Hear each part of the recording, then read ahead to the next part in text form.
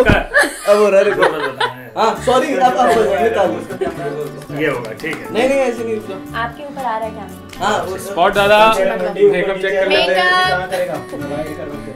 थोड़ा ठीक है, एल्बो डाटा पीछे। अच्छा लड़ दे, क्या दिक्कत है? नेचुरल शॉट पकड़े।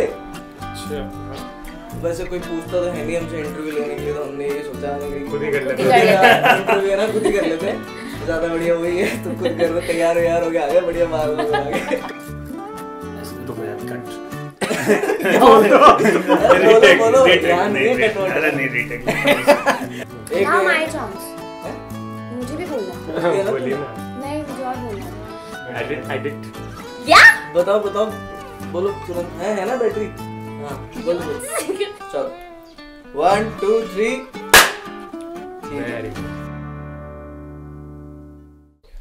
चलो भाई साहब करें।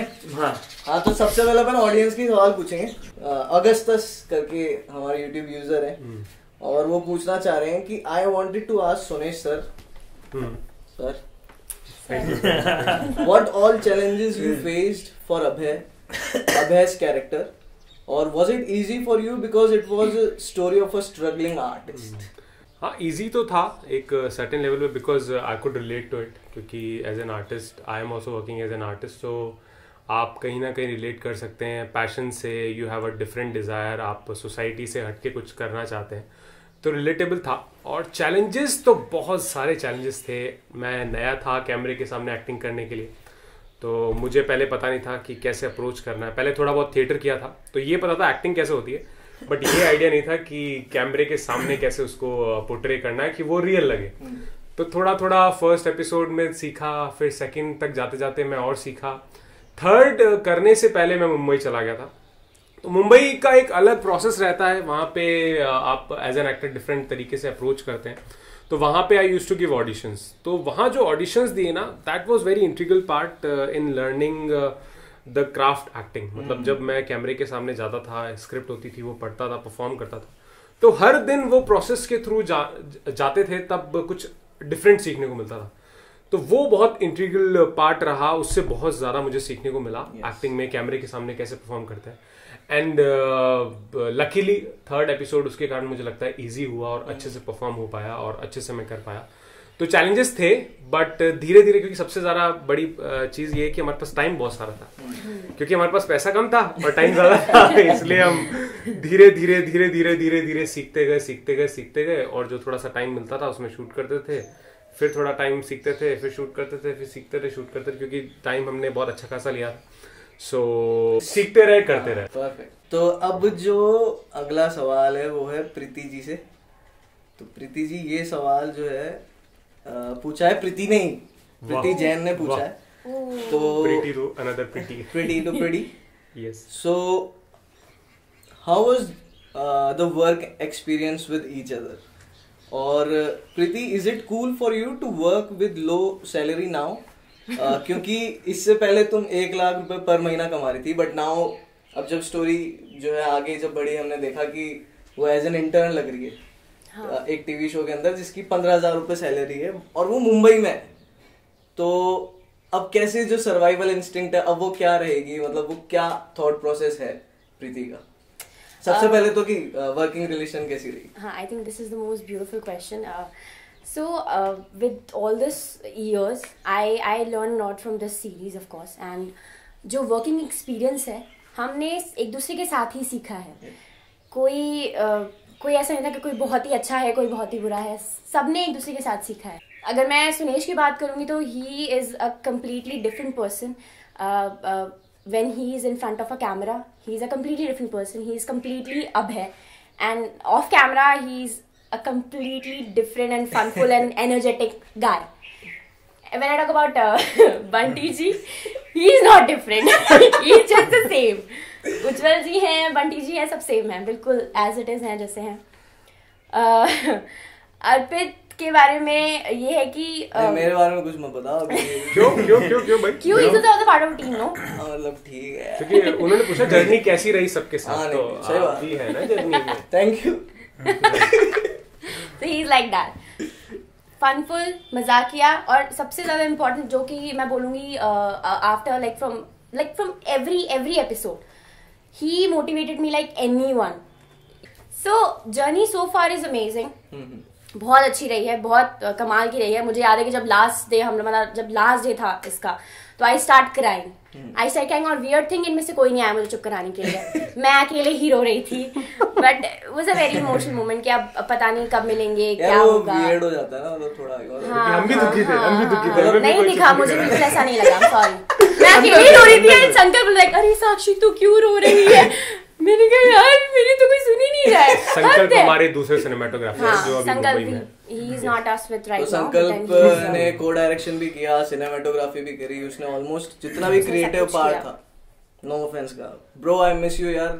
We all miss you so much. We all miss you. Mumbai में है अभी वो. He is doing a great job. He's doing a great job. हाँ, तो अब जो तो क्या ये क्वेश्चन सिर्फ ये था कि इनका कैसा रहा सफर दूसरों के साथ, या हमसे भी ये? नहीं वो मुझसे था. सबके सिमिलर है यार. मेरे को पता है, कोई बुरा तो बोलेगा नहीं. प्लीज डिटेल में आंसर देना है. ठीक है. अच्छा, तो अभी क्या है, दूसरा सवाल इसमें जो अटैच था वो और भी ज्यादा इंटरेस्टिंग है कि प्रीति की एक तरफ सैलरी है, हाँ भाई 1 लाख रुपए पर मंथ वाली बंदी है ये. और अब क्या है कि अब आर्टिस्टिक फील्ड में आ रही है.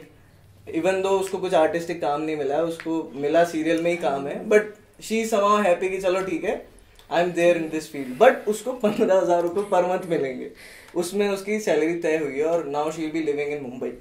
तो अब मतलब वो कॉन्ट्रास्ट कैसे लगता है कि क्या वो प्रीति उस चीज को अचीव कर सकती है? क्या स्ट्रगल्स होंगे, या फिर मतलब ऑलमोस्ट ही सीजन 2 का ही प्लॉट होगा अगर अपन बात करें तो. इतना ज्यादा डिटेल में नहीं बता रहे. What she thinks she can... हाँ कि See, Preeti Sharma is like very inspiring character हमेशा से.